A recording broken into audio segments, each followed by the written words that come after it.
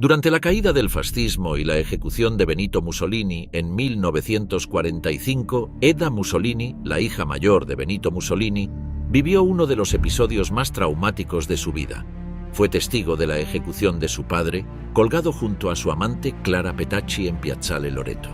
Aunque no participó directamente en el gobierno, Eda había estado muy cerca del poder como esposa de Galeazzo Ciano, ministro de Asuntos Exteriores y uno de los hombres más influyentes del régimen. Sin embargo, cuando su esposo fue ejecutado por orden del propio Mussolini en 1944 por traición, Eda rompió con su padre y huyó a Suiza con documentos secretos conocidos como los diarios de Ciano. Allí fue capturada por las autoridades aliadas y más tarde entregada a Italia, donde fue encarcelada durante 2 años. A su salida, vivió discretamente y escribió sus memorias. Otros descendientes de Mussolini también han tenido presencia pública en Italia. Su nieta Alessandra Mussolini, exmodelo y actriz, fue diputada y eurodiputada, defendiendo el legado familiar. Su hija Caterina mostró interés político, aunque con bajo perfil. Rachele Mussolini, sobrina nieta del dictador, es hoy concejal en Roma por Fratelli d'Italia. Zapatos colgando. La macabra captura y ajusticiamiento del líder fascista Benito Mussolini. El Fiat 1100 avanzaba velozmente sobre la carretera que une Milán con la pequeña localidad italiana de Dongo. El conductor, el partisano comunista Walter Audisio, mejor conocido como el Coronel Valerio, miraba hacia adelante, evitando cualquier contacto visual con sus pasajeros. En el asiento de atrás se revolvían entre nervios el líder fascista Benito Mussolini y su amante, Clara Petacci. Berlín había caído frente a los soviéticos y las tropas aliadas liberaban Italia de un pueblo a la vez, en un avance implacable que auspiciaba el imposible regreso al poder del Duce. Pese a todo esto, Mussolini contaba con que sería enfrentado a un juzgado civil y mantenía una vaga esperanza de salir con vida junto a su mujer. El hombre que viajaba en la parte de atrás del Fiat había creado el fascismo en toda Europa. Luego de tomar el poder en Italia, Mussolini sirvió de gran inspiración para otro dictador que acabaría muriendo junto a su esposa, Adolf Hitler. Aunque el poder de Mussolini resultó siendo mucho menor que el del Führer, a la larga, el italiano expandió el movimiento nacionalista con un puño de hierro por todo su país. El orden que los camisas negras llevaron por Italia estaba cargado de sangre y plomo, y millones de personas fueron asesinadas en los barrios de las provincias más pobres, así como gitanos, judíos y otras etnias fueron deportadas hacia los campos de concentración. La mayor diferencia entre Hitler y Mussolini es que el italiano presentó un desastre militar tras otro durante la Segunda Guerra Mundial hasta el punto de perjudicar a sus aliados alemanes, lo que llevó a que la Wehrmacht se negara a combatir junto al ejército real italiano. Pero ese deseo se vio totalmente devastado cuando Audisio condujo el automóvil hacia una granja aislada y obligó a sus pasajeros a bajar. Allí esperaba un pelotón de fusilamiento, formado por milicianos, rebeldes del Partido Comunista que habían combatido codo a codo con las fuerzas aliadas para liberar a Italia del yugo del fascismo. El gran líder de los camisas negras, que alguna vez fuera la inspiración de Francisco Franco o del mismísimo Adolf Hitler, fue conducido hacia la pared frontal de la casa. Allí enfrentó su destino final junto a la mujer que amaba. Existen varias versiones sobre los últimos segundos del Duce, narradas por sus propios ejecutores. Uno dijo que se comportó como un cobarde y que no pudo mirar a los fusileros de frente. Otro asegura que se paró erguido, con la mirada altiva y ordenó en un grito: «¡Apunten al corazón!». Sea como fuere, Benito Mussolini murió el 28 de abril de 1945 a las 4 de la tarde, poniendo un punto final a la Segunda Guerra Mundial en Italia. Pero aunque la guerra contra el Eje había terminado, los comunistas italianos consideraban que la muerte del Duce debía ser un castigo ejemplar. Para finales de abril, Hitler aún permanecía en su búnker, pese a que el Ejército Rojo pisaba las calles berlinesas. Los cadáveres de Mussolini y su amante no fueron enterrados tras su muerte, sino que fueron cargados en un camión y transportados hacia Milán, ciudad a la que arribaron el 29 de abril. Aunque se prohibió tocar el cuerpo del fascista durante el traslado, Una vez que llegaron a la metrópolis, los partisanos los expusieron públicamente en la Plaza Loreto. Allí, los restos de Mussolini y Petracci fueron sometidos a toda clase de ultrajes por parte de una muchedumbre cargada de odio, de los partisanos comunistas, de la policía e incluso del cuerpo de bomberos de Milán. Para la tarde, las golpizas, los cortes y otras profanaciones habían dejado el cuerpo del Duce irreconocible y completamente desfigurado, aunque el cadáver de Clara Petracci no resultó tan dañado, probablemente porque el dictador fue el foco del violento desprecio del pueblo italiano. Como un gesto de revancha, los comunistas colgaron los cuerpos cabeza abajo en una gasolinera. Esto no fue arbitrario, ya que este era el mismo método de humillación pública post-mortem que los hombres de Mussolini habían usado para castigar a los comunistas rebeldes. De hecho, en esa misma gasolinera habían colgado de esa forma los cadáveres de 15 partisanos antifascistas un par de meses antes de que el cuerpo del propio Duce decorara el siniestro espectáculo. Una curiosa celebración tanto del triunfo como de la venganza. Hasta el día de hoy se debate si esta forma de tratar los cuerpos del Duce y su mujer fue la correcta, o se trató de un exceso de brutalidad que mostró la peor cara de los movimientos rebeldes. ¿Y tú qué crees? Déjanos tu opinión en la bandeja de comentarios aquí debajo. Lo cierto es que la muerte de Mussolini impactó profundamente en el resto de los movimientos fascistas europeos, e incluso terminó de delinear la muerte de Adolf Hitler. Con esto nos referimos a que varias fuentes aseguraron que el Führer, mientras se escondía en su búnker frente al avance de los soviéticos, recibió las fotografías de los cadáveres desfigurados del Duce y de su amante. Fue la visión de estas atrocidades lo que, según relatos de Hermann Göring, llevaron a Hitler a ordenar que tras su caída tanto sus restos como los de Eva Braun fueran quemados en el patio de la Cancillería. El Führer temía profundamente que sus cuerpos cayeran en manos de los comunistas para ser humillados públicamente, y consideró que los ultrajes contra Mussolini y Petracci fueron acciones de salvajes, no de humanos. También algunos historiadores aseguran que la noticia afectó profundamente a Hitler y terminó de empujarlo a quitarse de en medio, algo que haría 2 días después, el 30 de abril de 1945. Sin embargo, pese a que la mayoría de los descendientes de Hitler prefirieron ocultarse e incluso sellar un pacto para no reproducirse, y así desterrar los genes del Führer para siempre de nuestra tierra, los hijos y nietos de Mussolini prefirieron tomar otros capítulos y formar su propia historia.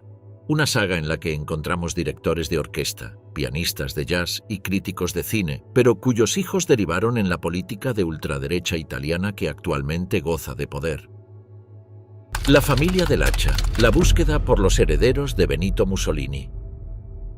Rachel y Benito no se casaron hasta 1916, en una unión civil, cuando ya habían tenido sus 2 primeros hijos, Eda y Vittorio, quien era piloto de guerra, aventurero y posterior productor cinematográfico que pasó parte de su vida en Argentina para volver después, muy involucrado con los estudios Cinecittà en Italia. Bruno Mussolini, el tercer hijo, también fue aviador y murió en 1941, cuando estaba al mando de una escuadrilla durante la Segunda Guerra Mundial. Su padre presidió los funerales. El siguiente fue Romano, que vino al mundo en 1927, en pleno apogeo del régimen de Mussolini. Fue, quizá, el más artista de todos, y se dedicó a ser cantante, trompetista y pianista en una banda de jazz.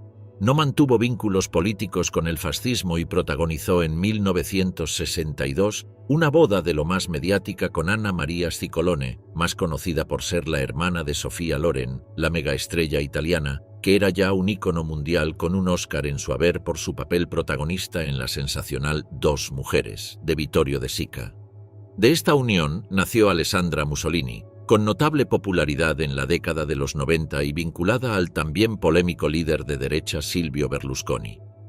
Romano se separó y volvió a casarse con otra actriz con la que en 1975 tuvo a Rachele Mussolini, una joven tan hermosa que fue galardonada como Miss Italia y que en la actualidad se desempeña como concejala en el Ayuntamiento de Roma por el partido de Giorgia Meloni.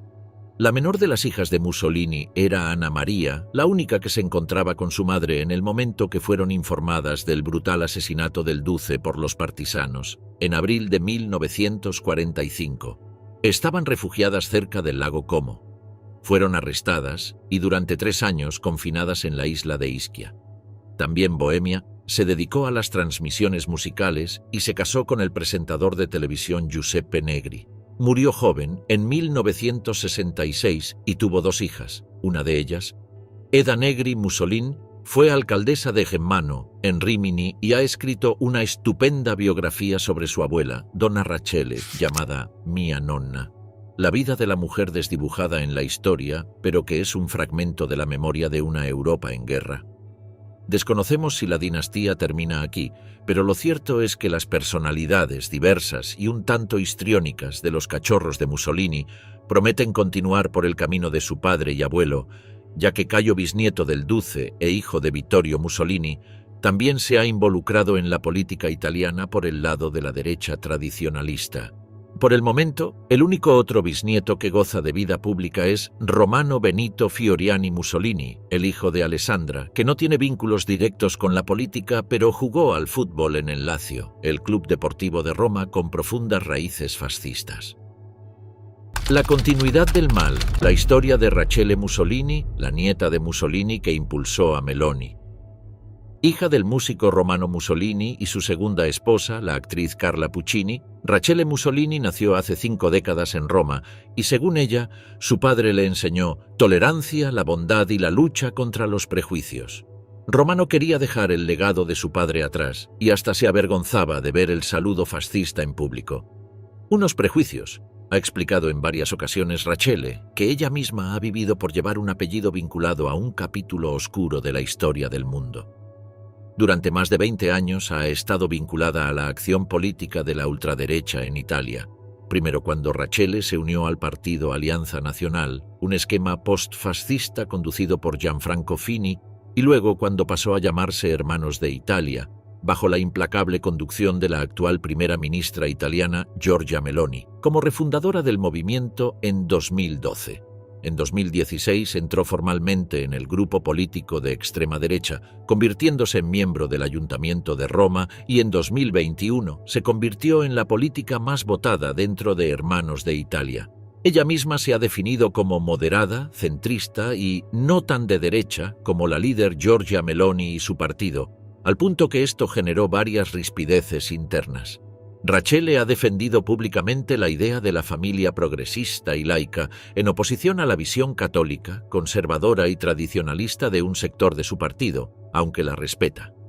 Finalmente, estas tensiones llevaron a que Rachele Mussolini abandonara en 2024 el partido de Meloni, justificando su salida a sus compañeros de partido sobre la base de razones personales y de sensibilidad política, mientras comunicaba a los medios que quería emprender un nuevo camino propio.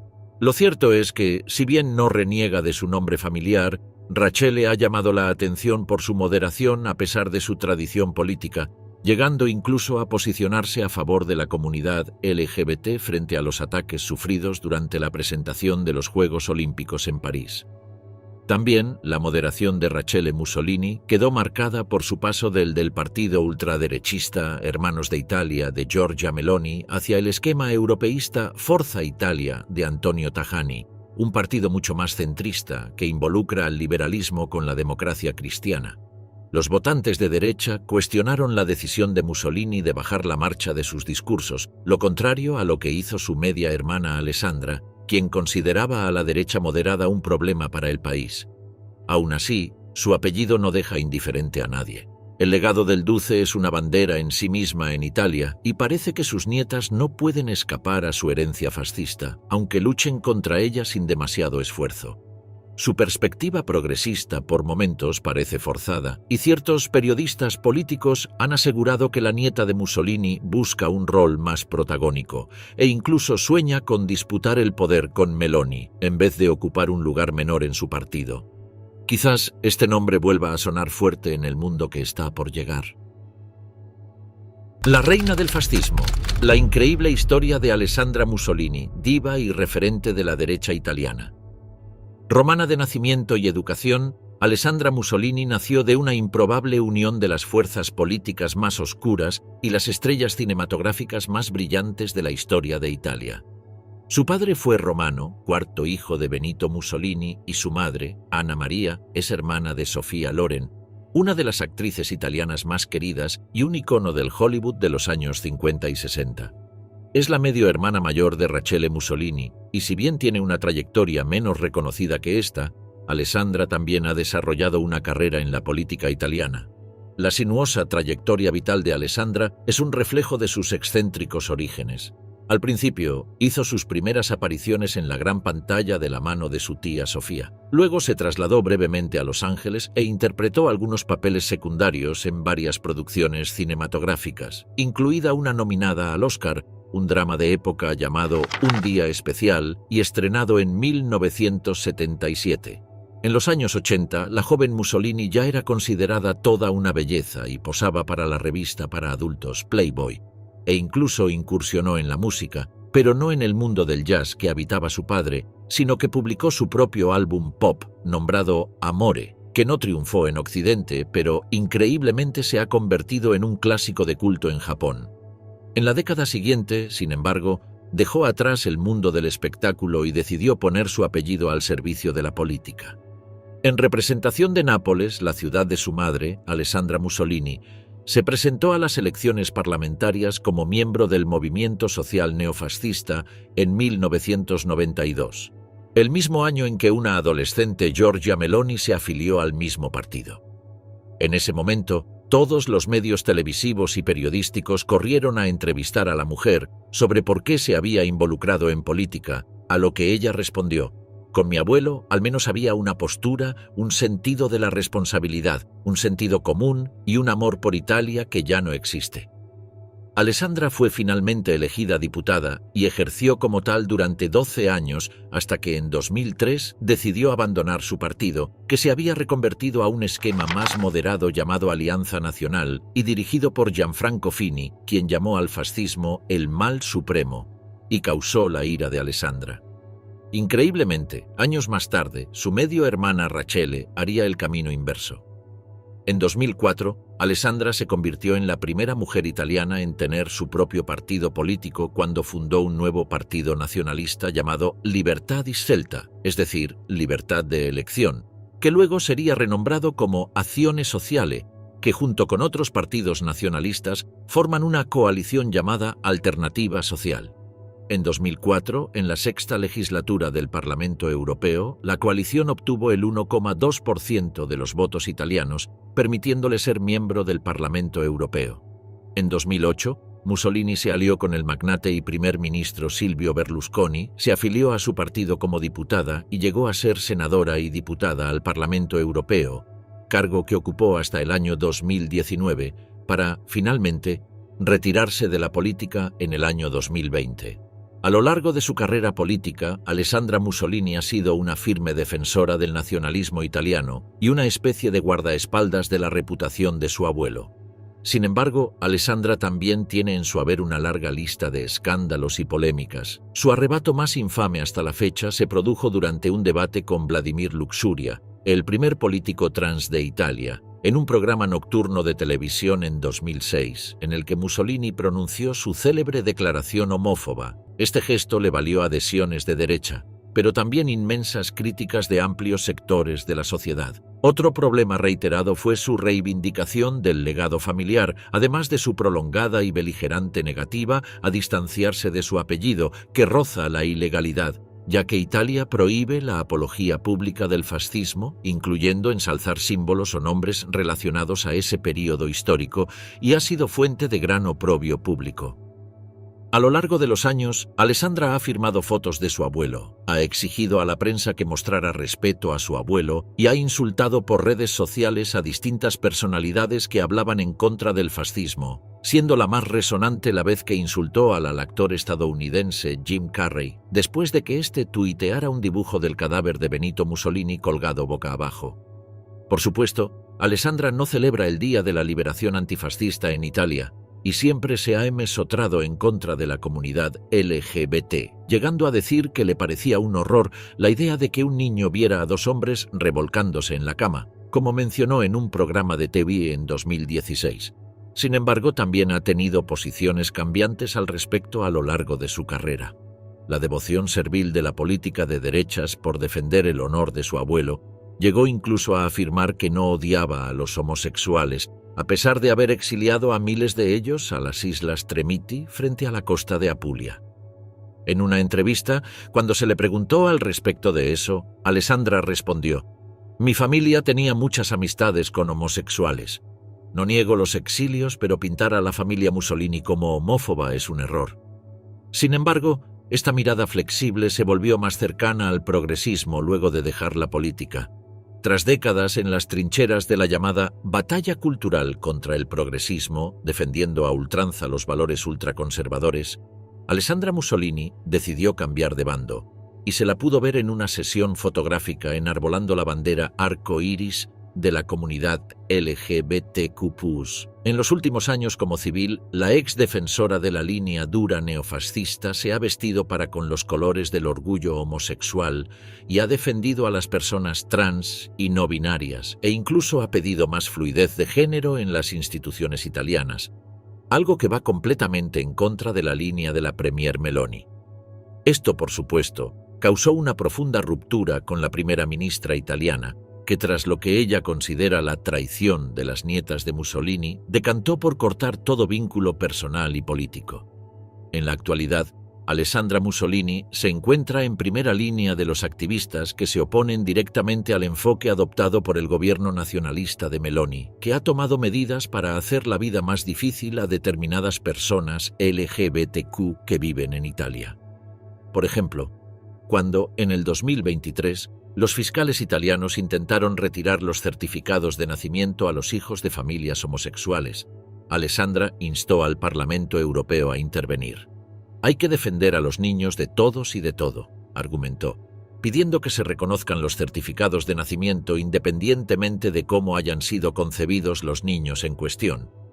Además, lamentó la medida del gobierno italiano, calificándola de indigna de un país civilizado. A principios de 2024, Alessandra confrontó públicamente con Meloni y se quejó de que los pasaportes de los eurodiputados solo tuvieran las opciones masculino y femenino. El giro de 180 grados en la ideología de la nieta de Mussolini ha llamado la atención, pero no solo por estar en desacuerdo con su formación política, sino porque su cambio de opinión contrasta con las tendencias más generales entre los conservadores de todo el mundo, que han empezado a adoptar actitudes más vehementemente hostiles a los homosexuales, especialmente en Estados Unidos y algunos países de la Unión Europea. Al mismo tiempo, parece haber quedado lejos aquella mujer poderosa que salía en la tapa de los diarios llevando una remera que decía «Que regrese mi abuelo», en referencia al duce Benito Mussolini. Sin embargo, el cambio radical ha sido explicado por la mujer debido a su relación con sus propios hijos, quienes son muchos más progresistas, pero mantienen un perfil muy bajo. Hablando con mis hijos, comprendí que para ellos la orientación sexual ni siquiera es un tema. Es como ponerse un vestido que te puedes cambiar y a nadie le importa cómo es. Si bien Alessandra, al igual que Rachele, ha decepcionado a la ultraderecha italiana, todavía queda un Mussolini que puede llevar la bandera del Duce, un bisnieto perdido en América Latina, que decidió volver a Italia para renovar votos con el fascismo. El futuro neofascista, Caio Mussolini, el último heredero del Duce, el apellido de Il Duce, es un signo indeleble para los nostálgicos del régimen y los nuevos militantes ultranacionalistas italianos, y la palabra Mussolini, como muestran las historias de Rachele y Alessandra, es una marca propia que garantiza al menos un lugar en la política contemporánea. Por eso no es de extrañar que un bisnieto del dictador nacido en Argentina y criado en Venezuela quiera llevar los planteos autoritarios y antidemocráticos al Parlamento Europeo. Caio Giulio Cesare Mussolini, que se presentó públicamente como candidato de Fratelli d'Italia, el partido de ultraderecha liderado por Meloni, para las elecciones del Parlamento Europeo, el 26 de mayo de 2019. Ese fue el salto a la fama de Caio, que, a sus 50 años de edad, decidió entrar en la política por primera vez en su vida. Sin embargo, Caio ha mencionado varias veces que no se enorgullece particularmente de su apellido. En varias entrevistas ha mencionado que, en Italia, cuando llamo a un restaurante para reservar una mesa y me piden mi nombre, a veces cuelgan. Otras veces me devuelven la llamada y me dicen, ¿es pariente? Pero lo que fue un peso durante muchos años terminó convirtiéndose en un boleto ganador para llegar a Estrasburgo, la ciudad francesa donde funciona el Parlamento Europeo. Caio tiene una larga dinastía de argentinos en su familia. Su abuelo, Vittorio Mussolini, segundo hijo del duce Benito y Rachele Guidi, se exilió en Buenos Aires tras la caída del régimen aliado del nazismo de Adolf Hitler. Ya estaba casado con Orsola Buboli, nacida en Buenos Aires en 1914 y que conoció en Roma en 1937. Tuvieron 2 hijos, Guido y Adria. Se separaron y Vittorio conoció a la rosarina Mónica Buzzegoli, de apenas 15 años y 20 años menor que él, con la que regresó a Italia. Guido, que se crió en la capital argentina, siempre sintió nostalgia por esa ciudad que amaba. Como un argentino más, se casó con Marta Vallejos y tuvo 2 hijos, Caio y Martina. Se divorció y volvió a casarse con Ana María Ricci, con la que engendró otros 2 hijos, Orsola y Vittoria. Caio nació en la ciudad de Buenos Aires el 4 de marzo de 1968. Algo curioso es que Caio es unos años más grande que su tía Rachele, quien nació en 1974. En su adultez, Caio Mussolini vivió en Abu Dhabi, en los 780 Emiratos Árabes, desde donde dirigió la oficina para Medio Oriente del contratista de defensa más grande de Italia, Finmeccanica, que construye todo, desde helicópteros hasta aviones de entrenamiento y de trenes hasta satélites. Un periodista que lo visitó allí describió el lugar y mencionó que no había ninguna referencia al Duce, aunque entre las fotografías enmarcadas en blanco y negro en las paredes se podía ver una fotografía de Vittorio, el abuelo de Caio e hijo de Benito. También había una fotografía de un bombardero Kant Z-1007 que Vittorio voló durante su servicio en la Fuerza Aérea Italiana durante la Segunda Guerra Mundial, acompañada de un modelo del mismo avión que encontró por casualidad en una juguetería en Italia. Caio nunca tuvo declaraciones cercanas a las políticas de su bisabuelo, pero sí se identifica absolutamente con su abuelo Vittorio, del que relata este recuerdo. Se había refugiado en una iglesia y se había disfrazado de monje para escapar de la ira de los partisanos. Mi abuela con mi papá, que tenía unos 8 años, y sus hermanas fueron a visitarlo.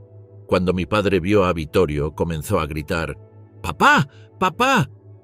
Mi abuela lo abofeteó y dijo, «No, no es papá, es un padre de la iglesia». Se pueden imaginar, podrían haberlo matado si hubieran oído eso. Vittorio terminó en Buenos Aires, donde abrió varios restaurantes italianos junto a su hijo. En 1978, ya en plena dictadura argentina, Guido se mudó con toda la familia a Venezuela. En ese momento era el país más rico de la región. Caio tenía 10 años. Al respecto contó que estaba feliz con esa mudanza. Nadie me juzgaba por mi apellido. Estaba relajado, no me molestaban. Estoy muy vinculado a Venezuela. Es un país que amo. Es donde estudié. Todavía tengo muchos amigos y hablo español mejor que italiano. Fue un gran lugar para crecer, pero ahora las cosas han cambiado, desgraciadamente. Por supuesto, es un gran opositor al régimen de Maduro. En 1986 fue admitido en la Academia Naval Italiana, un proceso que le resultó muy difícil, ya que debió estudiar bajo presión y en un entorno exigente. El nivel de preparación era muy alto. Finalmente se convirtió en un oficial de submarinos. Caio aseguró, «Me uní por 2 razones. Primero, la tripulación en un submarino es muy pequeña, así que inmediatamente tienes grandes responsabilidades. En segundo lugar, me gustó el ambiente. Era como una familia. Tenías que ser muy pragmático». Dentro de la fuerza pasó 8 años bajo el agua, que recuerda con cierta nostalgia. Al respecto dijo que «es una experiencia muy particular que te fortalece. Ahí no hay individualismo. Todo se comparte. Es un espacio muy pequeño. Hasta la cama es compartida por turnos. Uno está rodeado de mar, pero muchas veces no hay agua ni siquiera para bañarse. Y lo peor es la comida. Darle comida de astronauta a unos italianos es una afrenta grave». Durante sus años de servicio participó de varias misiones, desde la operación militar de la OTAN contra la República Federativa de Yugoslavia hasta el apoyo al ejército italiano y a los marines en Albania y Kosovo.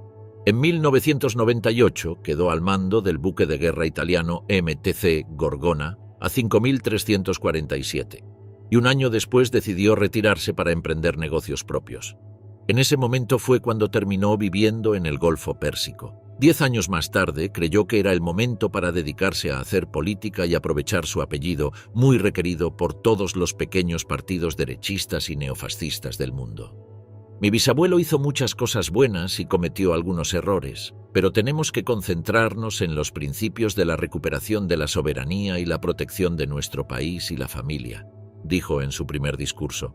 Actualmente, Caio se dedica a escribir sobre inmigración y si bien ya no forma parte del gobierno de Meloni, sigue formando parte del partido y aspira a volver a ser candidato en el futuro, reivindicando el legado de su abuelo, aunque insista en que el fascismo murió en 1945 cuando los partisanos asesinaron a Mussolini. El heredero ilegítimo, la increíble historia del hijo no reconocido de Benito Mussolini. Finalmente hablaremos de la muerte del hijo ilegítimo de Mussolini, ya que esta historia encierra misterios y posibles traiciones. Para comprender estos eventos, primero tenemos que ahondar un poco más en los orígenes del hombre que se convertiría en el Duce. Benito Mussolini nació en 1883 en el seno de una familia humilde. Su padre era un herrero de ideales socialistas que influyó profundamente en la forma de pensar de su hijo. Cuando abandonó la niñez y se convirtió en un adolescente, cursó sus estudios en una escuela dirigida por monjes que detectaron algo extraño en su personalidad. Decían que era tímido, aunque también por momentos se volcaba hacia la rebeldía y el desafío a sus mayores. Queda claro que desde joven acarreó consigo la voluntad para romper con lo establecido y alterar el rumbo de las cosas. En 1902, Mussolini se fue a vivir a Suiza para evadir el servicio militar obligatorio en el ejército italiano. Mientras residía en el extranjero, tuvo contacto con activistas de izquierda que le enseñaron que para derribar al gobierno eran necesarias la acción directa y el uso de la violencia. Se convirtió en un militante socialista y adoptó la firme creencia de que la democracia era una pantomima del capitalismo para someter a los trabajadores, por lo que había que destruirla. En 1904 regresó a Italia, ya que hubo una amnistía general hacia todos aquellos que habían huido de sus obligaciones militares, como era su caso. 5 años después ya estaba trabajando como periodista y consiguió empleo como secretario en Trento, una ciudad ubicada dentro del Imperio Austrohúngaro. Este fue precisamente el lugar donde nació quien sería su primera esposa. Si bien los detalles de la vida íntima de Mussolini en este tiempo se desconocen, es sabido que hacia 1910 formó pareja con Ida Dalser, la hija de un político de poca monta. Era dueña de un salón de belleza en Milán que solía ser frecuentado por mujeres italianas de clase alta. Dalser ganaba mucho más dinero que su marido, a quien ayudó económicamente ya que por aquel entonces estaba atravesando un mal momento personal. Mussolini había sido expulsado del Partido Socialista por favorecer la participación de Italia en la Primera Guerra Mundial. El futuro dictador fundó su propio periódico de carácter nacionalista y derechista gracias al dinero de Dalser. Se supone que ella llegó al extremo de empeñar sus joyas y vender su salón, todo con el objetivo de contentarlo y financiar sus actividades políticas. Se casaron en 1914 y al año siguiente tuvieron su primer y único hijo, a quien pusieron de nombre Benito Albino Mussolini. La vida del niño fue difícil desde un principio, ya que su padre engañaba a su madre con numerosas mujeres. El matrimonio fue breve y culminó cuando Mussolini abandonó a su esposa por una de sus amantes, Rachele Guidi, con quien tuvo varios hijos más. Por otro lado, jamás aceptó a Benito Albino, a quien nunca consideró como su verdadero descendiente, e hizo todo lo posible por olvidar su existencia. Al término de la Primera Guerra, en la que participó como soldado, el futuro duce fundó el Partido Fascista y en 1922 protagonizó la famosa marcha sobre Roma, acompañado por 25.000 paramilitares apodados los Camisas Negras. El rey de Italia, impresionado por esta demostración de fuerza, lo nombró primer ministro de su gabinete, dándole así la llave del gobierno y permitiéndole iniciar el camino hacia la dictadura. Mussolini sabía que, para ser aceptado por la población, debía dar la imagen de un hombre con un pasado impoluto, sin ningún antecedente de inmoralidad o indecencia. Si se conocía que jamás se había divorciado de su primera esposa y que se había casado con otra mujer, podía dar su carrera por muerta. Técnicamente era un bígamo, además de haber abandonado a su hijo. Lo primero que hizo el duce fue colocar una custodia policial sobre su primera esposa. Ida Dalser, para asegurarse de que no hablara. Ordenó vigilar también a Benito Albino, así como destruir todos los documentos y registros burocráticos sobre su matrimonio fallido. Nada de esto fue suficiente para silenciar a Dalser, quien denunció a Mussolini como un adúltero y un traidor a la patria, ya que supuestamente habría aceptado sobornos de los franceses durante la Primera Guerra Mundial. El dictador, viendo que su ex esposa no se callaría por las buenas, hizo que la arrestaran en 1926 y la encerraran en una institución para pacientes con problemas de salud mental. Los doctores se pusieron de acuerdo en declararla como insana e incapaz de valerse por sí misma, por lo que debía permanecer allí durante tiempo indefinido. Luego de 11 años vistiendo una camisa de fuerza, Ida Dalser falleció por razones desconocidas, aunque se sospecha que fue por una hemorragia cerebral. En cuanto al hijo ilegítimo del Duce, los oficiales fascistas le informaron que su madre había muerto apenas fue arrestada y lo enviaron a un orfanato. Cuando tenía 15 años fue adoptado por un ex jefe de policía de la ciudad de Sopramonte que guardaba profundas simpatías con el régimen de Mussolini. Los especialistas especulan que esta fue la forma del dictador de mantener bajo control al joven sin entrar en contacto directo con él. La vida del niño, sin embargo, fue dura, ya que a pesar de que sabía quién era su verdadero padre, se le prohibió nombrarlo e incluso lo obligaron a cambiarse el apellido a Bernardi. Cuando Benito Albino alcanzó la mayoría de edad, se alistó en la Marina Real Italiana, por lo que es probable que haya combatido en la Segunda Guerra Mundial. Pese a todas las advertencias, el muchacho siguió afirmando que era el primogénito del Duce. Esto llevó a su arresto y confinamiento en una institución psiquiátrica en Milán, tal y como le ocurrió a su madre. Lo que sucedió a continuación está rodeado de misterio. El 26 de agosto de 1942, Benito Albino fue declarado muerto por los médicos que lo cuidaban. La razón de su deceso es poco clara, ya que una versión afirma que pereció tras ser inyectado con una sobredosis de medicina para inducir un coma. De acuerdo a otras fuentes, el personal a cargo del hospital se excedió al administrarle una terapia de shock eléctrico con el objetivo de curar sus supuestas alucinaciones sobre ser el hijo de Mussolini. Aunque en ambos casos podría haberse tratado de un error fatal por parte de los médicos, lo cierto es que su padre buscaba silenciarlo a como diera lugar. Aunque es imposible saberlo a ciencia cierta ya que no hay documentos que lo afirmen, es altamente probable que la muerte de Benito Albino haya sido un asesinato ordenado por el mismísimo Duce. La muerte del primogénito. La tragedia de Yakov Chugashvili, el hijo de Stalin. El 16 de julio de 1941, el grupo de ejércitos centro de la Wehrmacht arremetía contra el Ejército Rojo en Smolensk, el corazón del frente oriental de la impresionante Operación Barbarroja ejecutada por Adolf Hitler para conquistar la Unión Soviética. El comienzo de las batallas fueron brutales y los soldados soviéticos se lanzaban contra las balas alemanas, ya que su líder, Joseph Stalin, había ordenado que ningún hombre debía rendirse. Al comienzo de la campaña, los alemanes lograron avanzar por Smolensk, y entre las bajas del Ejército Rojo se contaron centenares de prisioneros. Pero uno en particular llamó la atención de los oficiales nazis, ya que el soldado se había arrancado la identificación del uniforme, a diferencia de sus compañeros. Luego de llevarlo a un campo para prisioneros de guerra, la inteligencia nazi comenzó a investigar al soldado soviético anónimo, hasta que uno de sus compañeros encarcelados reveló la identidad. Se trataba de Yakov Chugashvili, hijo primogénito del mismísimo Joseph Vissarionovich Chugashvili, mejor conocido como Stalin. Sin saberlo, la Wehrmacht había capturado al heredero varón de su mayor enemigo. Yakov Chugashvili pasó más de 2 años en manos de los nazis, hasta que fue encontrado muerto en las alambradas de un campo de concentración. El 14 de abril de 1943, el cadáver de Yakov Chugashvili fue hallado colgando de las alambradas eléctricas del campo de concentración de Sachsenhausen, donde debido a su importancia había sido ubicado junto a altos oficiales británicos y prisioneros políticos. El hijo de Stalin no se llevaba bien con sus compañeros de celda, y existen muchas versiones alrededor de su muerte. Algunos aseguraron que fue asesinado por los alemanes, luego de que Stalin se negara a negociar un intercambio de prisioneros, lo cual ampliaremos más adelante.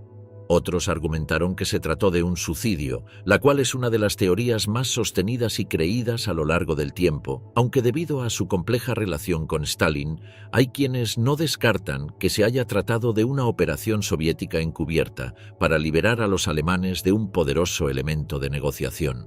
Incluso, el famoso novelista Milan Kundera le dedicó a Yakov Djugashvili un capítulo en su laureado libro La insoportable levedad del ser, en el cual asegura que el hijo de Stalin fue asesinado por sus compañeros de celda británicos, quienes detestaban la actitud del soviético.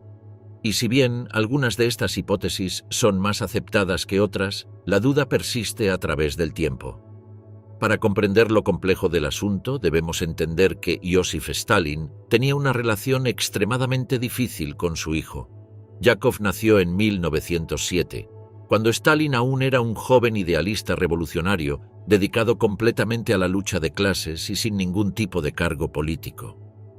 Cuando tenía tan solo 9 meses, la madre del niño murió y Joseph decidió enviar a su primogénito con familiares lejanos para que lo cuidaran, mientras él dedicaba toda su vida al levantamiento del proletariado. Fue así que padre e hijo se separaron físicamente durante más de 14 años, aunque la distancia emocional duraría para siempre. Incluso cuando un adolescente Yakov decidió ir a buscar a su padre, ya convertido en comisario del pueblo de la Unión Soviética, Stalin no logró vincularse con su hijo. El carácter de Yakov hacía que su padre prácticamente lo odiara, ya que era un niño tímido, falto de afecto y cierta tendencia a mostrarse deprimido. Stalin veía a un débil y un cobarde en su hijo adolescente. Durante su juventud, Yakov comenzó a estudiar ingeniería en Moscú, pero su padre insistió en que el joven se enrolara en el ejército y así lo hizo, llegando a graduarse como oficial de artillería en 1941, unas semanas antes de que los alemanes avanzaran contra la Unión Soviética. Este fue el punto de inflexión en la vida de Yakov, quien apenas salido de la academia militar fue enviado al frente de batalla para resistir a la Operación Barbarroja de Hitler por pedido personal de su padre. Joseph Stalin quería asegurarse de que sus hijos no fueran unos cobardes, y tanto Yakov como su hermanastro, Artyom Sergeyev, fueron destacados en Smolensk, una de las regiones que sufriría primero el embate de la Wehrmacht. La batalla de Smolensk comenzó el 10 de julio de 1941 y se trató de una de las campañas principales de la Operación Barbarroja. El grupo de ejércitos centro de Adolf Hitler tenía como orden avanzar sobre el frente oriental bajo cualquier costo, y a su vez, Joseph Stalin ordenó a sus hombres que ninguno se rindiera. El líder de la Unión Soviética había lanzado la orden ni un paso atrás, que obligaba a sus oficiales a ejecutar a sus propios hombres en caso de que quisieran rendirse. Y entre estos oficiales estaba Yakov, quien servía como teniente en el 14º Regimiento Howitzer de la 14ª División de Tanques del Ejército Rojo. El hijo de Stalin dirigió a sus hombres durante los primeros días de combates, que fueron los peores para los soviéticos. Sin embargo, antes de que pasara una semana, la posición de Yakov fue sobrepasada por las fuerzas enemigas y sus hombres muertos o capturados. El día que Stalin lloró, la cruel muerte de Yakov Djugashvili en un campo nazi. Aquí es donde la historia comienza a ramificarse, ya que desde el momento de su captura los hechos cuentan con varias versiones. Hay quienes aseguran que Yakov rechazó la orden de Stalin y se entregó al enemigo junto a sus hombres, mientras que otro relato asegura que, mientras los suyos huían, Yakov permaneció en su puesto al grito de «Soy el hijo de Stalin y no permitiré que mis hombres se rindan». Esta última versión se ha tomado como la oficial, aunque esto se contradice con el hecho de que su identidad no fue confirmada hasta unos días más tarde por los alemanes, además de que él mismo se había arrancado la identificación del uniforme. Una semana después, el Tercer Reich anunció oficialmente la captura del hijo de Stalin, noticia que no le cayó para nada bien al líder de la Unión Soviética. Stalin creyó que esto era un signo de debilidad, y algunas fuentes cercanas aseguran que habría preferido que su hijo se quitara de en medio en el campo de batalla a que cayera en manos de los alemanes. Mientras tanto, los nazis aprovecharon la identidad de Yakov para utilizarlo en su propaganda, especialmente en fotografías donde se lo veía sonriente junto a oficiales nazis y hasta vestido con el uniforme de las SS. Yakov Djugashvili Gozó de trato preferencial, al menos en relación a sus compatriotas soviéticos, que eran torturados y matados de hambre por los nazis. El hijo de Stalin fue enviado a Sachsenhausen, un campo de concentración dedicado a prisioneros políticos y prisioneros de guerra de alto rango, especialmente oficiales británicos.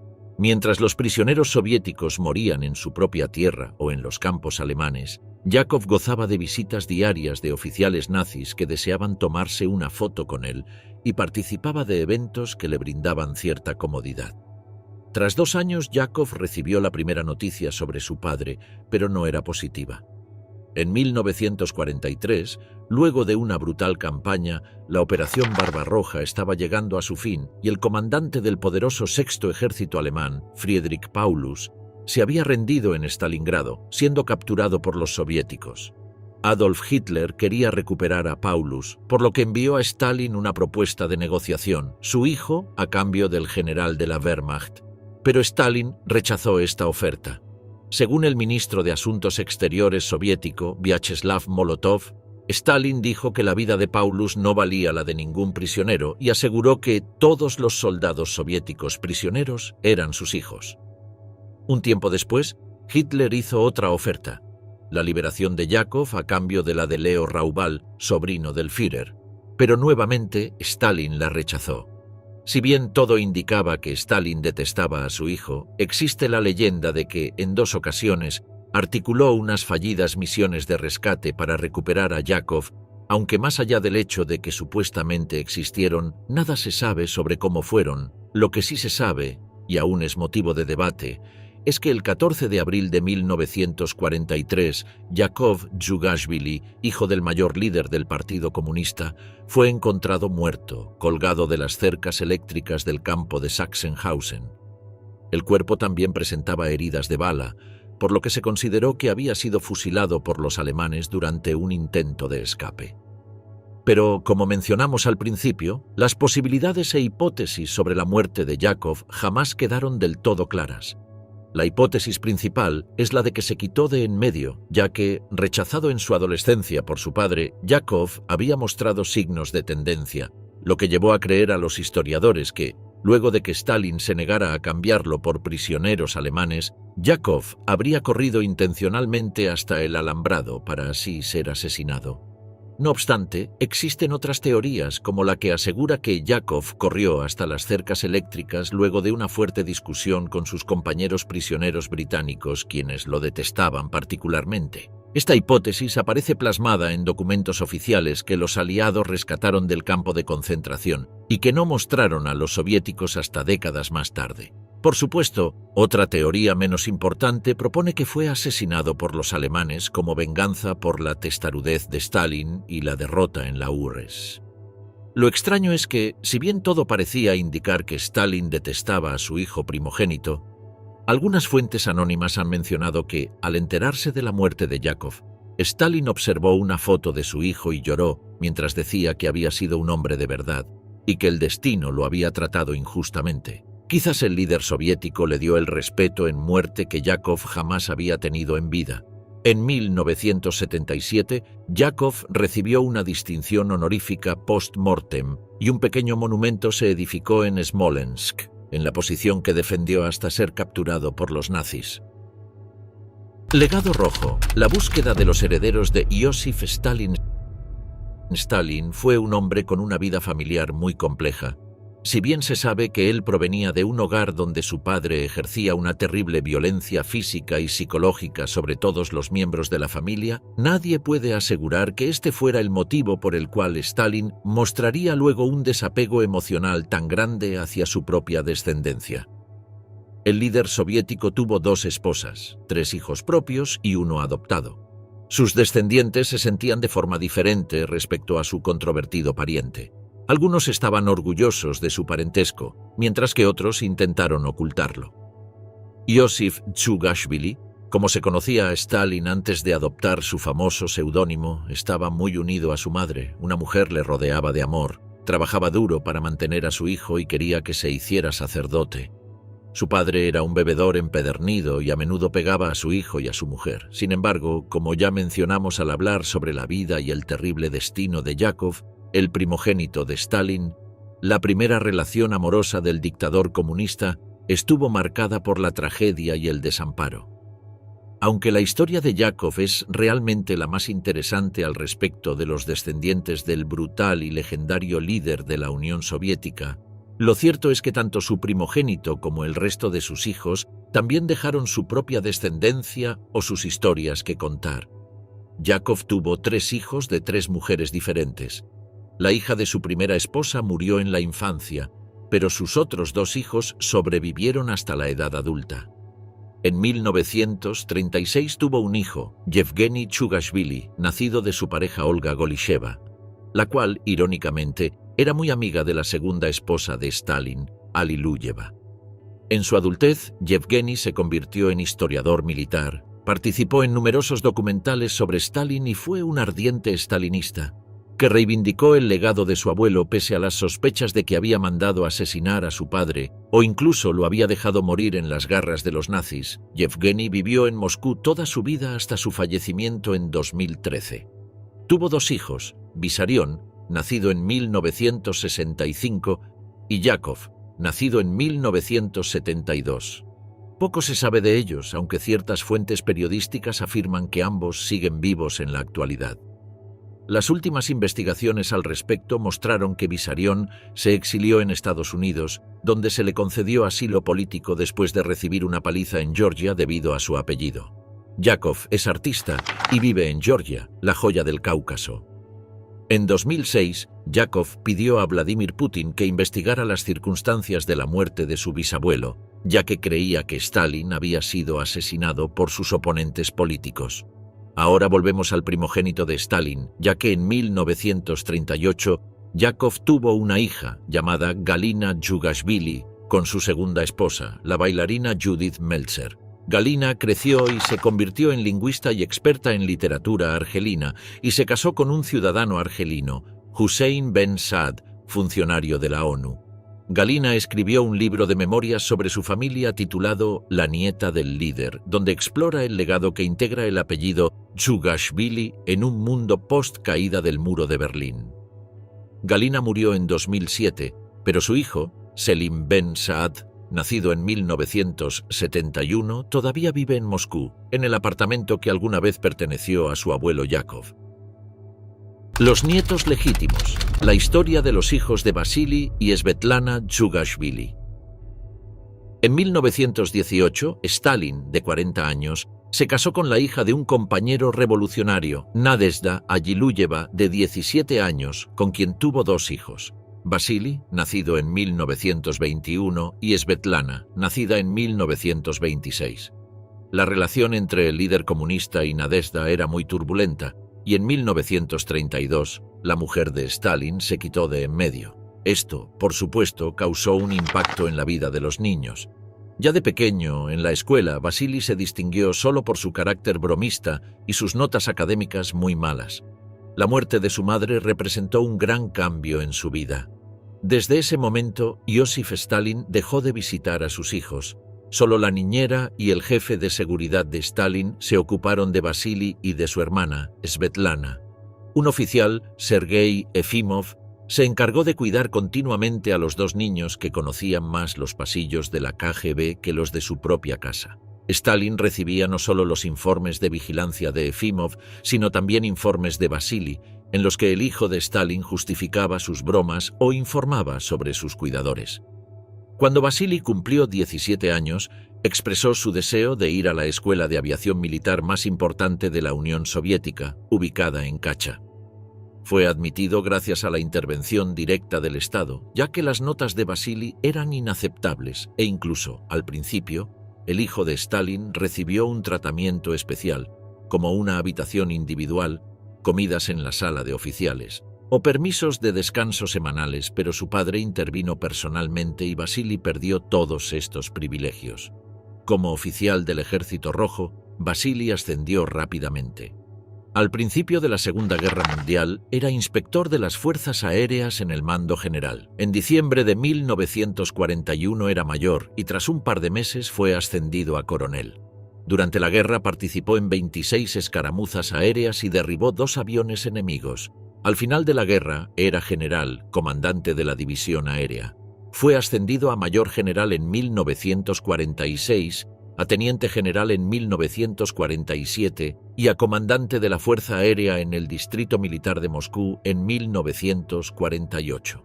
Sin embargo, fue degradado como resultado de un accidente de aviación durante un desfile militar el 27 de julio de 1952, cuando Vasily insistió en que los aviones volaran a pesar del mal tiempo, posiblemente debido a un estado de embriaguez, lo que provocó que dos bombarderos Tupolev 4 se estrellaran. A diferencia de Yakov y sus hijos, Vasily llevaba oficialmente y orgullosamente el apellido Stalin. Sin embargo, tras la muerte de su padre, la suerte de Vasily dio un vuelco. Fue despedido de las Fuerzas Armadas, encarcelado y más tarde exiliado a Kazán y se le prohibió vivir en Moscú. Incluso se vio obligado a cambiar su apellido por el de Chugashvili. Vasily bebía mucho y, según los informes oficiales, murió de intoxicación etílica, aunque algunos historiadores dudan de esta teoría. En 1940, Vasily se casó con Galina Burdinkaya, con quien tuvo 4 hijos: Alexander, Nadezhda, Vasily y Svetlana, y casi todos ellos llevaban el apellido Stalin. No obstante, poco se sabe de ellos. Su nieta Anastasia, hija de la hija de Vasily, Nadezhda, aún vive. Además, Vasily adoptó a la hija de su tercera esposa y a 2 hijas de su cuarta esposa. Todas ellas llevaban el apellido Chugashvili. El más famoso de los hijos de Vasily fue su hijo Alexander Vasilievich Burdonsky, nacido en 1941, justo durante la infame invasión nazi a la Unión Soviética. Alexander nació con el apellido Chugashvili, pero lo cambió de adulto, aprovechando que se dedicó al arte y lo utilizó como seudónimo. Alexander fue director y actor de teatro, con un buen reconocimiento local, que lo llevó a trabajar en varios teatros de Moscú y en ser docente en algunos institutos reconocidos, aunque jamás alcanzó fama internacional.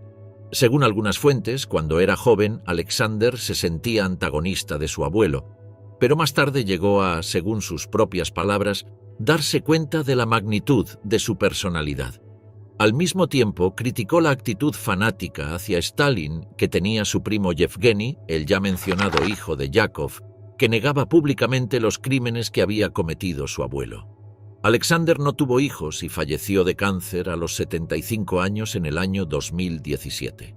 La segunda hija de Stalin con Nadezhda Alliluyeva fue Svetlana, quien, pese a casi ni haberla conocido, de adulta decidió adoptar el apellido de su madre. Nació en 1926 y solo tenía 6 años cuando su madre se quitó de en medio. En 1967, Svetlana huyó de la URSS y se instaló en Estados Unidos. Ya en la emigración, escribió un libro sobre su familia titulado 20 cartas a un amigo, que dedicó a su madre, intentando recrear su personalidad y su relación con Stalin a partir de los recuerdos de sus amigos. El libro se convirtió en un éxito de ventas y le hizo ganar mucho dinero, lo que le permitió llevar una vida cómoda en Estados Unidos hasta su muerte. Svetlana tuvo varios maridos. De su primer matrimonio tuvo un hijo, Iosif Alliluyev, nacido en 1945, que se convirtió en cirujano cardíaco y falleció de causas naturales en 2008. Su hijo, nieto de Svetlana, Ilya Voznesensky, nació en 1970. Actualmente trabaja como arquitecto y no tiene un perfil público. Luego, Svetlana se casó con Yuri Zhdanov, su segundo marido, con quien tuvo una hija, Yekaterina, nacida en 1950. Cuando su madre emigró, Yekaterina la repudió y rompió cualquier vínculo con ella. Actualmente vive en un pueblo de Kamchatka, donde trabaja como vulcanóloga. Yekaterina nunca habla con los periodistas y rechaza cualquier relación con Svetlana Alliluyeva. Finalmente, en Estados Unidos, Alliluyeva se casó con William Peters y dio a luz a una hija, Olga Peters, nacida en 1971, que más tarde cambió su nombre por el de Chris Evans.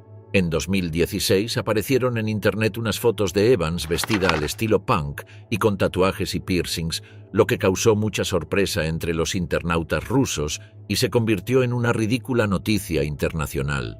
Así culmina el viaje por los descendientes, bastante comunes, de un hombre que fue temido por el mundo entero, incluso por sus propios familiares.